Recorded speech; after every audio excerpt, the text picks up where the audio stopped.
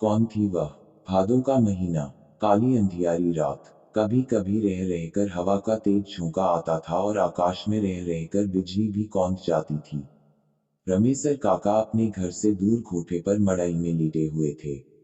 रमेसर काका का कोठा गांव से थोड़ा दूर एक गढ़ी तालाब के किनारे था। गढ़ी बहुत बड़ी नहीं थी पर बरसात में लबालब भर जाती थी और इसमें इतने घास फूस उगाते थे कि डरावनी लगने लगती थी। इसी गढ़ी के किनारे आम के लगभग 5-7 मोटे मोटे पेड़ थे, दिन में जिनके नीचे चरवाहे गोटी या चिपका कबड्डी खेला करते थे और मजदूर या गांव का कोई व्यक्ति जो खेत घूमने या खाद आदि डालने गया होता था आराम फरमाता था। धीरे धीरे रात ढल रही थी पर हवा का तेज झोंका अब आंधी का रूप ले चला था।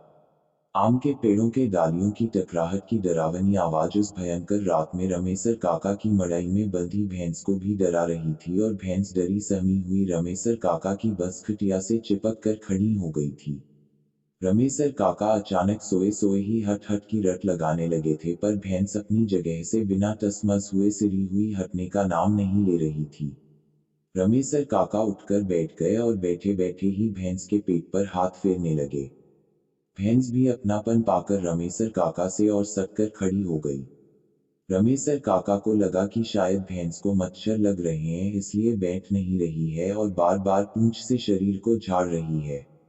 वे खड़े हो गए और मड़ई के दरवाजे पर रखे धुंहरे मवेशियों को मच्छर आदि से बचाने के लिए जलाई हुई आग जिसमें से धुआं निकलकर फैलता है और मच्छर आदि भग जाते हैं, पर थोड़ा घास फूस रखकर मुंह से फूंकने लगे। रमेसर काका फूंक मार मारकर आग तेज करने लगे और धुआं भी बढ़ने लगा। बार बार फूंक मारने से अचानक एक बार घास फूस जलने लगी और मड़ई में थोड़ा प्रकाश फैल गया। उस प्रकाश में अचानक रमेसर काका की नजर उनकी बंसखटिया पर पड़ी। अरे उनको तो बंसखटिया पर एक औरत दिखाई दी। उसे देखते ही उनके पूरे शरीर में बिजली कौंध गई और इसके साथ ही आकाश में भी बिजली कड़की और एक तेज प्रकाश हुआ। रमेसर काका डरने वालों में से तो नहीं थे पर पता नहीं क्यों उनको आज थोड़ा डर का आभास हुआ। पर उन्होंने हिम्मत करके आग को और तेज किया और उस पर सूखा पुआल रखकर पूरा अंजोर प्रकाश कर दिया। अब उस पुआल के अंजोर में वह महिला साफ नजर आ रही थी। अब रमेसर काका उस अंजोर में उस औरत को अच्छी तरह से देख सकते थे। रमेसर काका ने धुंहरे के पास बैठे बैठे ही जोर की हाँक लगाकर पूछा, कौन है?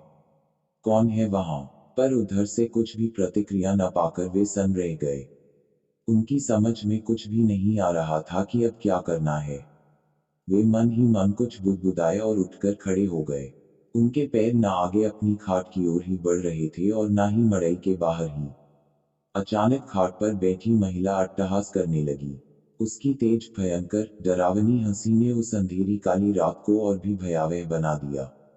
रमेसर काका पर अब सजग हो चुके थे। उन्होंने अब सोच लिया था कि डरना नहीं है क्योंकि अगर डरा तो मरा। रमेसर काका अब तनकर खड़े हो गए थे। उन्होंने मड़ई के कोने में रखी लाठी को अपने हाथ में ले लिया था। वे फिर से बोल पड़े, कौन हो तुम? तुमको क्या लगता है मैं तुमसे डर रहा हूँ? कदापि नहीं। और इतना कहते ही रमेसर काका भी हा हा हा करने लगे। पर सच्चाई यह थी कि रमेसर काका अंदर से पूरी तरह डरे हुए थे। रमेसर काका का वह रूप देखकर वह महिला और उग्र हो गई और अपनी जगह पर खड़ी होकर तड़पी, तुम डरता नहीं है? S S S S S S S S न बताती हूँ मैं तुझे। रमेसर काका को पता नहीं क्यों अब कुछ और बल मिला और डर और भी कम हुआ। वे बोल पड़े, बता क्या करेगी तुम मेरा? जल्दी यहाँ से निकल नहीं तो इस लाठी से मार मार कर तेरा सिर फोड़ दूंगा।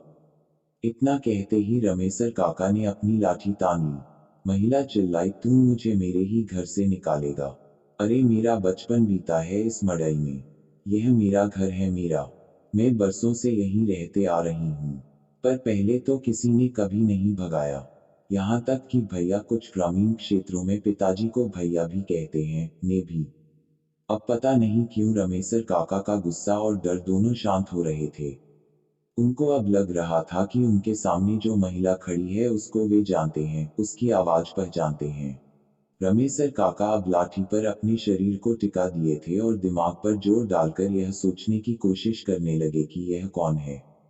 और अगर पहचान की है तो यह चुड़ैल के रूप में भयंकर विकराल चेहरे वाली क्यों है? ओह, तो यह बलेसरा बहन है क्या?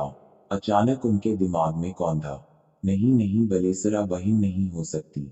उसे तो मरे हुए 2500 साल हो गए। अब रमेसर काका अपने अतीत में जा चुके थे। उनको सब कुछ याद आ रहा था।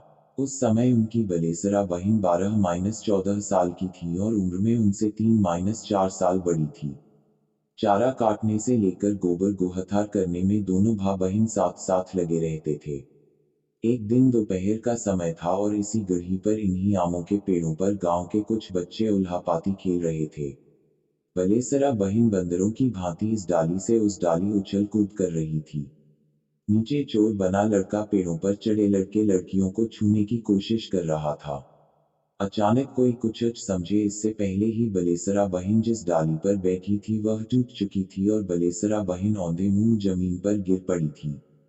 सभी बच्चों को थकुआ मार गया था और जब तक बड़े लोग आकर बलेसरा बहन को उठाते तब तक उसकी लीला हो चुकी थी। रमेसर काका अभी यही सब सोच रहे थे तब तक उन्हें उस औरत के रोने की आवाज सुनाई दी। बिल्कुल बलेसरा बहन की तरह।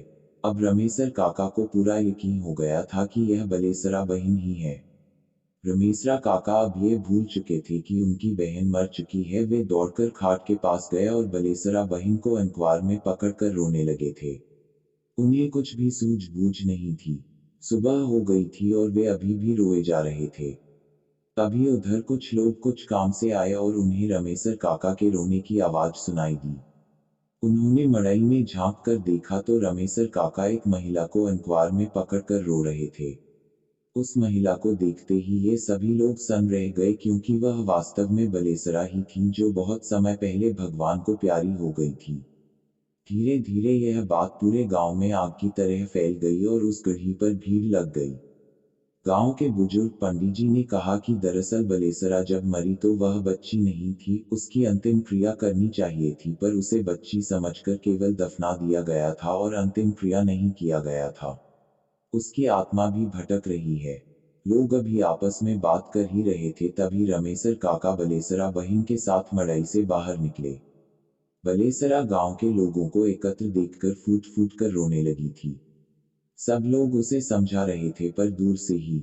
रमेसर काका के अलावा किसी की भी हिम्मत नहीं हो रही थी कि वह बलेसरा के पास जाए। बलेसरा अचानक बोल पड़ी, हाँ यह सही है कि मैं मर चुकी हूँ, पर मुझसे डरने की आवश्यकता नहीं है। मैं इसी गांव की बेटी हूँ पर आज तक भटक रही हूँ। मेरी सुध कोई नहीं ले रहा है। मैं इस गढ़ी पर रहकर अन्य भूत प्रेतों से अपने गांव के लोगों की रक्षा करती हूँ। मैं नहीं चाहती हूँ कि इस गढ़ी पर इन आम के पेड़ों पर अगर कोई गांव का व्यक्ति उल्हापाती खेले तो उसे किसी भूत का कोपभाजन बनना पड़े। इतना कहने के बाद बलेसरा रोने लगी और रोते रोते बोली, मुझे एक प्रेत ने उल्हापाती खेलते समय धक्का दे दिया था। आगे बलेसरा ने जो कुछ बताया उससे लोगों के रोए खड़े हो गए। बलेसरा ने क्या क्या बताया इसे जानने के लिए इस कहानी की अगली कड़ी का आपको इंतजार करना पड़ेगा। आखिर वो प्रेत कौन था जिसने बलेसरा को धक्का दिया था?